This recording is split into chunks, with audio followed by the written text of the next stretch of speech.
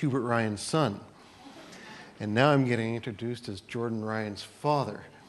One day I will get my own identity, and I hope I didn't share this last time I was here, but when I was in elementary school and we would go off to another school for our swimming lessons, and we'd be in the bus and we'd sing songs. And there was that one, they say that in the Army, you know that one? They say that in the Army, the preachers are mighty fine. You ask for Billy Graham, they give you Billy Ryan. So that's what you're stuck with this morning. Barry mentioned, maybe I should mention a little bit about what I've been doing the last 2 weeks. I'm no longer with Yonge Street Mission, and I'm just going through time of discernment. And I'd actually planned to go on a pilgrimage hike about 2 years ago, and the timing just worked out really well. And I just got back from Portugal and Spain, going up to Santiago, Spain on the Camino trail. And one of the things that happened there was we would be walking 20 to 30 kilometers a day, and then we'd end up at usually a smaller town, sometimes a bigger city, and then we'd go for dinner and looking for restaurants that had what they call the pilgrim's meals, and then we would go into the town squares, just a chance to rest before we move on. On Sundays, everything was closed in both Portugal and in Spain during the day. But all of a sudden, around 6 o'clock at night, the city would come alive, or the town would come alive, as families would come into the town square. And all of a sudden, you saw a whole different perspective from what we would see on different days. And the children would be running around and doing all kinds of stuff. They'd be buying ice cream or gelato there. Some of them would be singing. They'd be sitting at the cafes. And they would be gathering together and meeting. Friends and family and young lovers would be holding hands and walking through the town square. And I tried to take a whole bunch of pictures of them. And this is the only one that sort of turned out. And actually, one of my favorite ones, because in the midst of this piece of artwork, sculpture, this little boy was running through it, a little impishly. And I had a picture of just of the artwork, but it looks so much better with the boy running through because it just catches the idea of community. And I understand you've been looking at community over the last number of weeks and talking about what is a church, what is community in a church, and how does a church express community life. I hope I'm not going to repeat anything of what you had done, because this morning what we're going to do is we're actually going to look at the Old Testament and see what I would like to call the original Israel as community, and how they came to be community, and how that community functioned, and how was it a healthy community, and then what are those impacts on us today as we try to understand what community is. As we know that they started with very humble beginnings, we know that you know your Old Testament stories, and there in Exodus, the story of Moses, and the plight of the children of Israel as they are there in Egypt, and the Pharaoh, the king, has forgotten what Joseph did for the people of Egypt and all that known world at the time in saving them from famine. Time had passed, and they were losing their position of honor in the society of Egypt, and they were being relegated to the slaves. And as we read, they were making bricks out of straw. And God calls them out. God remembers. In fact, the passage says, we're going to look a little bit later on, the passage says that God heard their moans. He heard the pain and suffering that they were going through. And God called them from bondage and put them into freedom. And God called them to be community. And we know that God called them to be community because as we read through the next 4 books and 5 books of the Old Testament, from Exodus to Deuteronomy, and then as they move into the Promised Land, we see that they are developing into a community. And so this morning we're going to look at what that means and what the shape of that community, what it looked like. And I don't know if you can see that. I wanted to get it all in, and I probably should have put it in 3 slides. But our main passage this morning, I'll read it to you. It's found in Exodus chapter 23, verses 6 to 19. And this passage is that they are in the wilderness. They are at Mount Sinai. They have received the 10 Commandments, and now they are receiving more of the laws of God. And so we're going to read just a few of what those laws were. You shall not pervert the justice due to your poor in their lawsuits. Keep far from a false charge, and do not kill the innocent or those in the right, for I will not acquit the guilty. You shall take no bribe, for a bribe blinds the officials and subverts the cause of those who are in the right. You shall not oppress a resident alien, for you know the heart of an alien. For 6 years you shall sow your land and gather its yield, but the 7th year you shall let it rest and lie fallow, so that the poor of your land may eat, and what they leave the wild animals may eat. You shall do the same with your vineyard and with your olive orchard.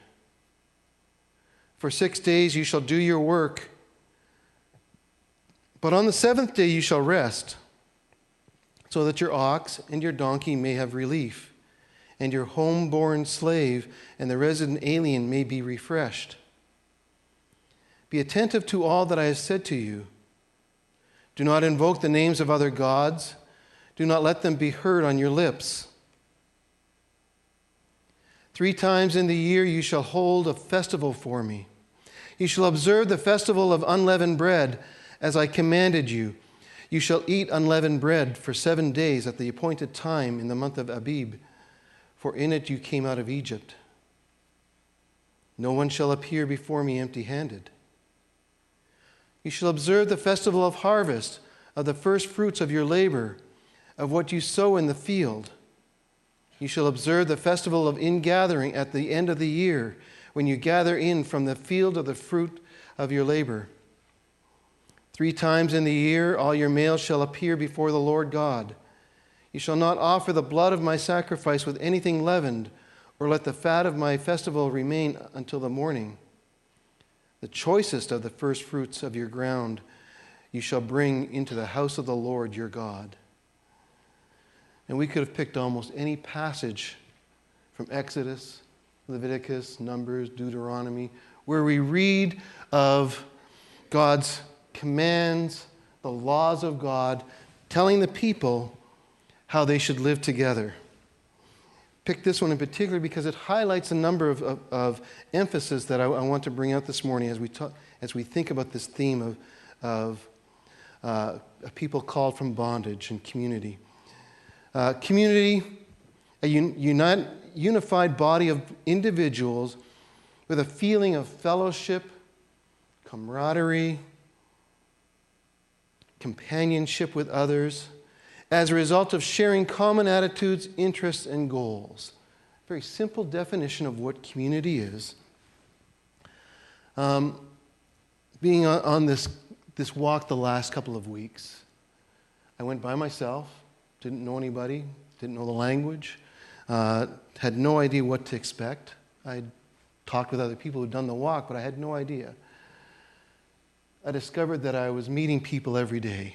And I was meeting people from all over the world. And so I met a couple from Australia. I met an older couple from Australia. I met a young couple from the United States. I met a couple of young men, one from Germany and one from Switzerland. I met a woman from Finland, another one from Israel, and 8 women from Holland. So we shared chocolate on Sunday. And others from Germany and from Austria and from Italy, and from Portugal and Spain themselves. Within 5-10 minutes of meeting any of these individuals, we were united. It was a phenomenal thing that I've never experienced in any place or any time before, where people who had nothing in common except that they were out on a walk. Everybody had a question for the other person, though. And that question was, why are you on the Camino? Because the Camino is a spiritual walk that people go on. And everybody had very different backgrounds and perspectives on religion and spirituality and God, and yet everybody had a purpose. And that was what united us and bonded us at that time. And so we became, in a sense, a temporary community for one another. When we look at this unified body of individuals with a feeling of fellowship, maybe some of you have read the story of Anne of Green Gables, or you've seen the movie, or you've seen the TV series. There's a phrase there that Anne uses, kindred spirit. People you connect with. And so community is about a gathering of people that you connect with, that there's something that holds or binds you together, that you can't necessarily explain what it is that has brought you together, but there's that strength that binds you together. And so that's our definition of community. The original Israel community was the response of a loving God who called them out of bondage and into freedom. And so they had, in one sense, they had, yes, their heritage. They came from the seed of Abraham and Isaac and Jacob. But they also had the bonds of being in bondage, of being held as slaves. They had the unification of what it meant to suffer. And they came together, and God calls them out of that and calls them together as a community into this newfound freedom.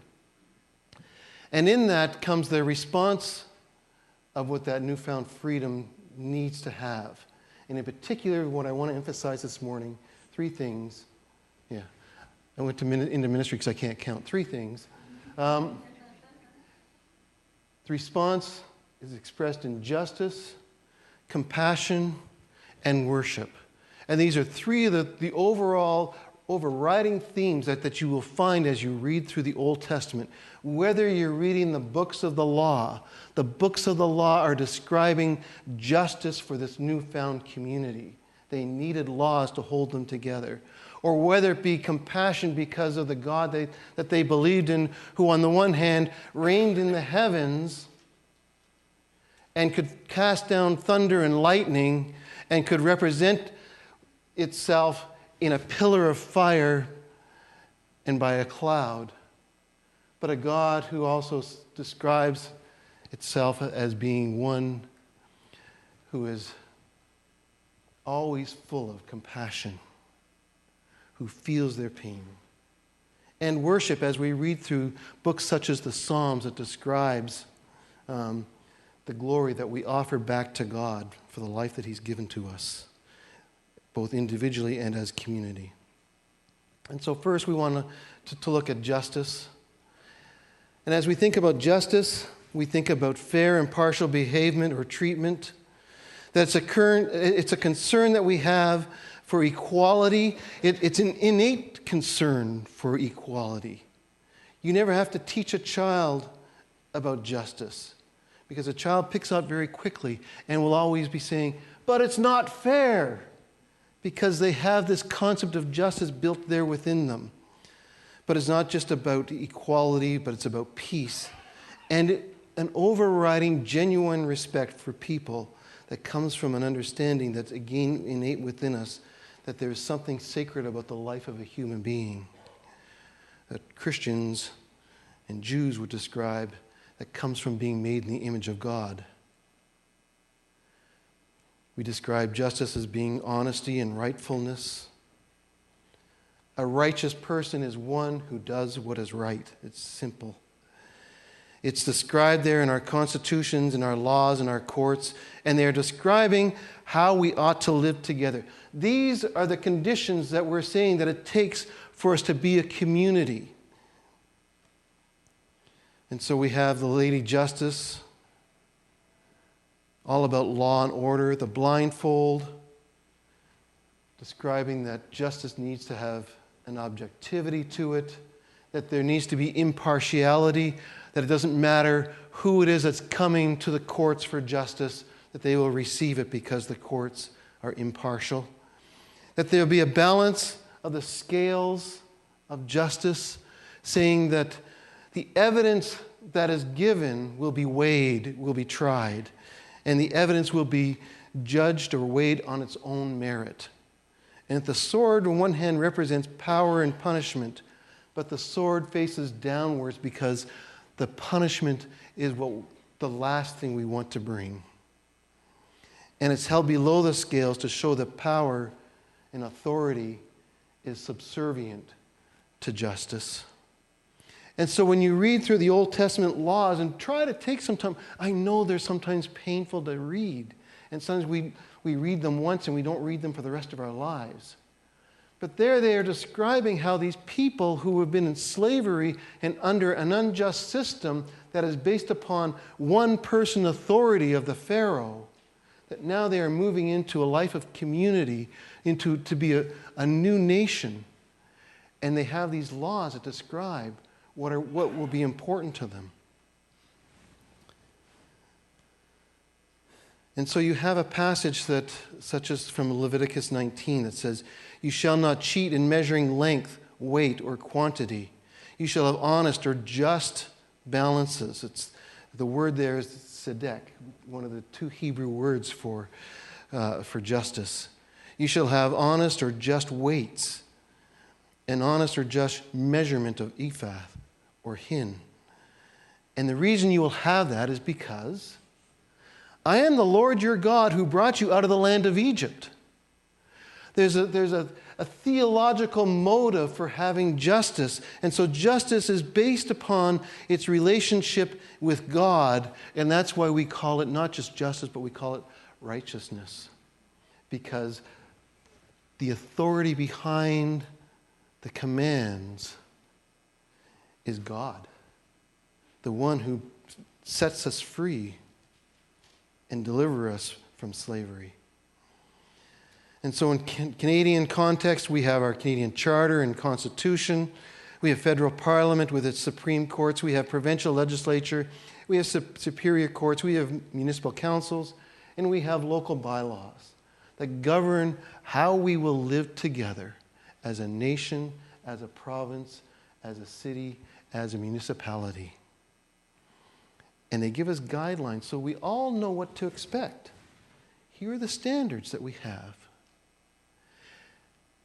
We as people need to also remember that we are representatives of God's kingdom, and that we too, as God is concerned about justice, we too are concerned about justice. I raise that because we have entered into an election campaign time.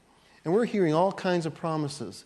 I remember at our last federal election, they were all the candidates and their representatives were coming to our door. And I shouldn't say this. I found an easy way to get rid of them, except I wanted to dialogue with them. And I would ask the different representatives about the various policies that the federal government, because it was a federal election, had on issues of poverty and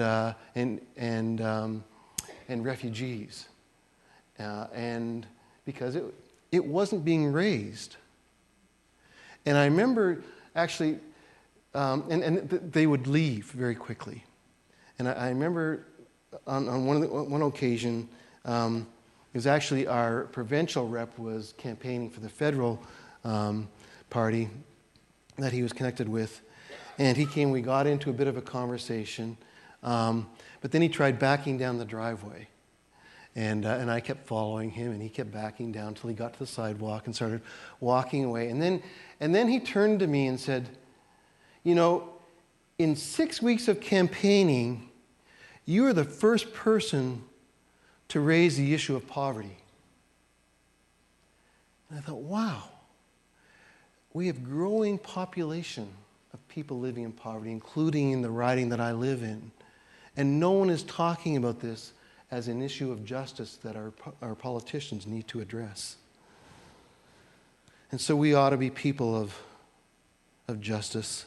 Original Israel, as described in the passage read earlier, and as you read through the Old Testament laws, were concerned about the oppressed. They were concerned with widows and orphans. the innocent, foreigners, aliens, refugees, the elderly, the poor, the sick, and those living with disabilities, slaves and servants. Canadian Charter of Rights and Freedoms addresses the democratic rights, the rights to vote, language rights, the right to both of our official languages, and the right to be represented in minority languages, equality rights, male, female. I just want to go through this list very quickly. Legal rights, mobility rights, freedom of religion, freedom of expression, freedom of assembly and association.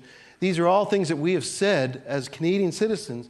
These are important, that these are issues of justice, that these are the rights of all Canadians. And we need to uphold that and demand it, that our politicians and our courts provide that for all Canadians. And so, one last comment. I'm not going to tell you how to vote. There was a great book that came out a few years ago down in the States, and it was talking about the politics of the States, but it was actually called Jesus for President, Jesus for Premier, because we want to represent the kingdom of Christ. And so we ought to be asking our politicians now as they come around campaigning, so what's your party's stance on things like dental care for low-income families? It's a major issue. What's your policy stance on caring for the refugees that we sponsored to come to Canada a few years ago from Syria, just 2 or 3 years ago? Because many of them we cared for them for the first year, but where are they today? And so questions like that we need to be raising with our politicians. These are issues for us as Christians. But I want to get on to this idea of compassion. Latin word, passion, means to suffer. And so when we talk about the Passion Week of Christ, we are talking about the week leading up to Easter, the sufferings that Jesus underwent for us. And when you put C-O-M in front, it means with, to suffer with. Our God is a God who suffers with us. Our God is the one who comes alongside of us and shows empathy and caring and kindness and tenderness. Compassion is to foster the development of not just a legalistic society, but a humane society that takes into account the individual and the pain that they may be experiencing. As I mentioned earlier, the Lord said, I have observed the misery of my people who are in Egypt. I have heard their cry on account of their taskmasters. Indeed, I know their sufferings, and I have come down to deliver them from the Egyptians and to bring them up out of that land to a good and broad land, a land flowing with milk and honey. And it was because the Lord loved you and kept the oath that he swore to your ancestors, that the Lord has brought you out with a mighty hand and redeemed you from the house of slavery, from the hand of Pharaoh, king of Egypt. And so God is very quickly letting the people of this new nation of Israel, he's letting them know that he is a God who understands their pain and is there with them and bringing them through those times of hardship. In the passage that we read, it in particular highlights a group of people. You shall not oppress a resident alien. You know the heart of an alien, for you were aliens in the land of Egypt. Understanding is born of identification with your fellow humans' experience. What is it that we go through, and how can we relate to others? And so again, we have so many people coming from other countries. The community that I was involved with for a number of years, if you could tell me where there was war, political unrest, famine, or natural disaster, we could introduce you to families in that community because they'd fled those places of unrest and coming to Canada and to Toronto for a safe place to live. And it says there, do not oppress them. Give them the laws of your land. Care for them. Tend for their needs. Because remember where you came from. When we look at our family trees here in Canada, each of us, there are not many rings to count. It's not like in Portugal and Spain where there's century upon centuries of land that has been passed down from family to family. My family tree records go back to 1600. So some of the older immigrants to Canada. But we know our roots. And we know that we are not the founding nations of Canada. We too came with nothing. My grandfather, my parents are from Newfoundland. You know that because I don't say Newfoundland, I say Newfoundland.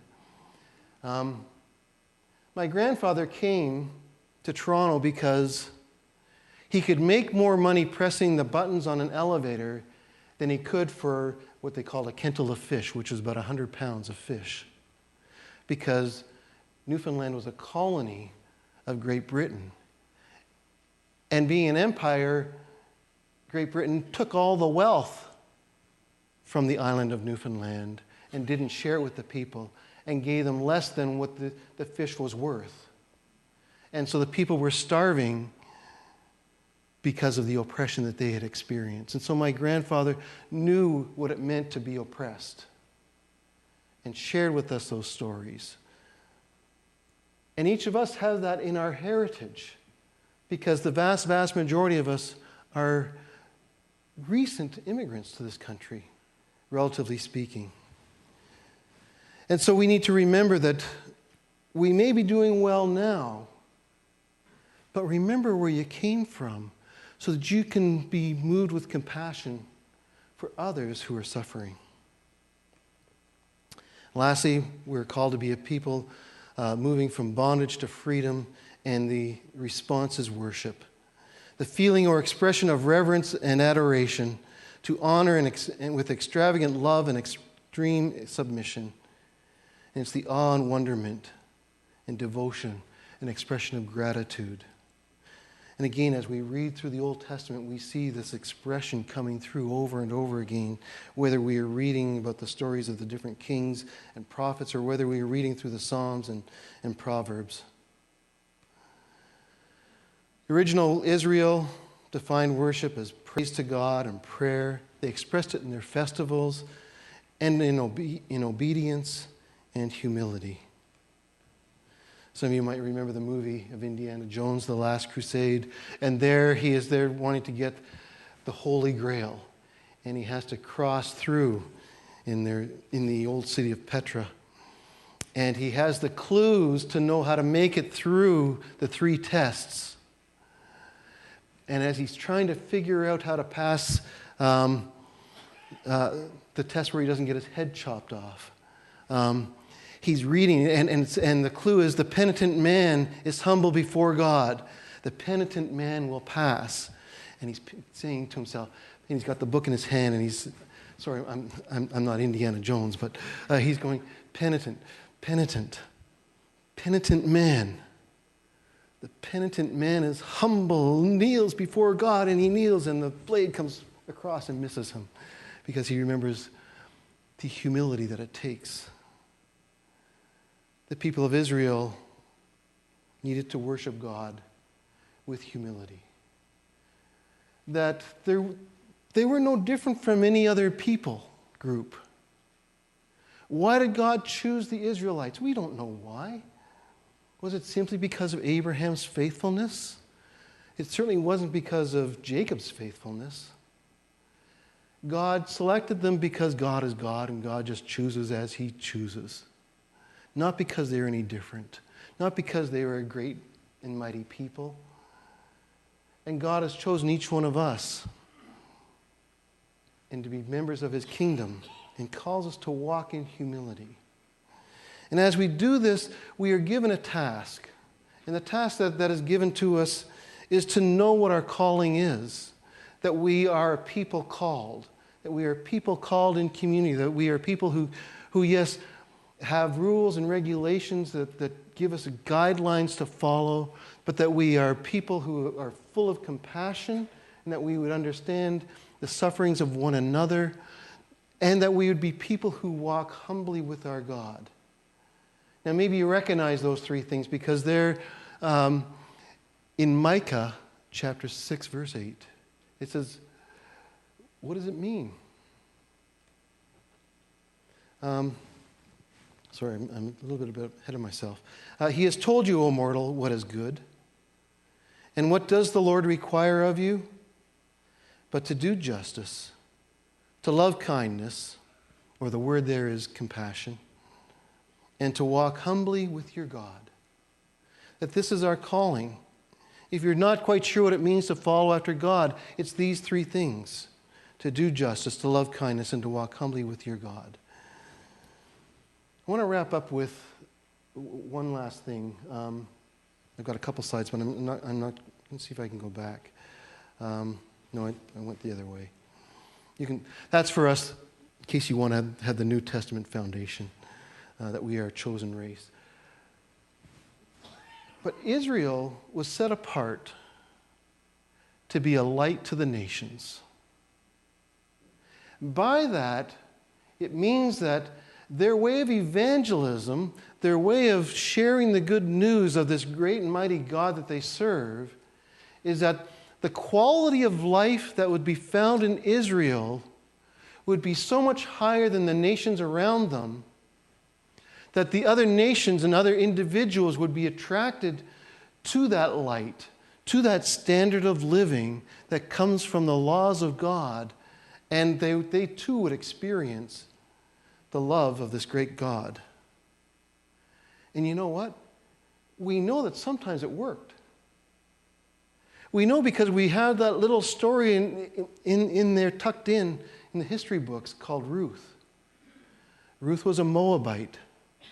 She was one of the enemies of Israel. But when it came time, she chose to identify with the nation of Israel rather than her own nation.